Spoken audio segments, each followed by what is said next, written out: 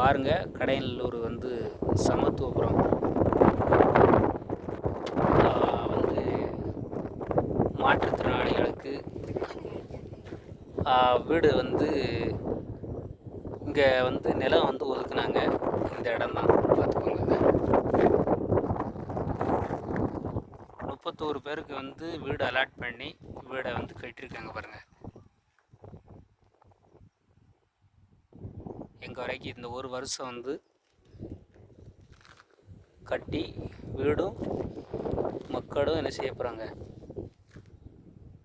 குடியேற போகிறாங்க. ஏத்தாப்பில் ஒரு காடு தெரியுது பாருங்கள். இந்த காட்டில் தான் நமக்கு தெளித்து தரணும். இந்த ஏத்தங்கள் எப்படி கிடக்குன்னு பாருங்கள். இந்த ஏத்தத்தில் வந்து மாற்றுத்திறனாளிகள்லாம் வந்து வீல் சேர் பயன்படுத்தக்கூடியவங்களாம் இருப்பாங்க. அவங்களாம் ஏற முடியுமா, போக முடியுமான்னு பாருங்கள் இந்த இடத்த. சரி, வந்து இடம் கிடச்சா போதுமென்ட்டு உட்காந்துருக்கோம். அரசாங்கத்துக்கு நிலம் ஒதுக்கி இருக்க நிலத்தை பாருங்கள் எப்படி கொடுத்துருக்காங்கன்ட்டு. அரசாங்கம் வந்து அவங்களுடைய கட்டிடங்களை பயன்படுத்த போகிறாங்களாம். இந்த இடத்துல தான் பயன்படுத்த போகிறாங்க. அது எவ்வளோ தாழ்வாக இருக்குன்னு பாருங்கள்.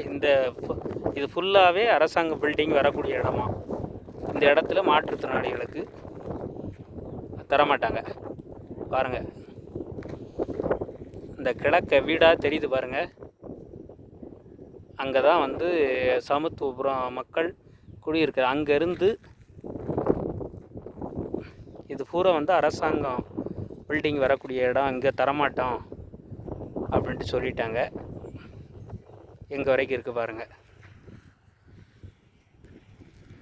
இதான் வந்து 53 பட்டாவுக்குன்னு சொல்லிட்டு 31 பேருக்கு அவசரமாக அளந்து கொடுத்து வீடுக்கும் அலாட் பண்ணி கொடுத்துருக்காங்க.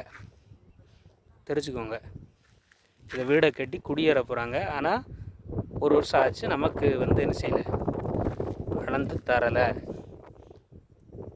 இதை மாவட்ட ஆட்சியர் அவர்கள் நடவடிக்கை எடுக்கணும்.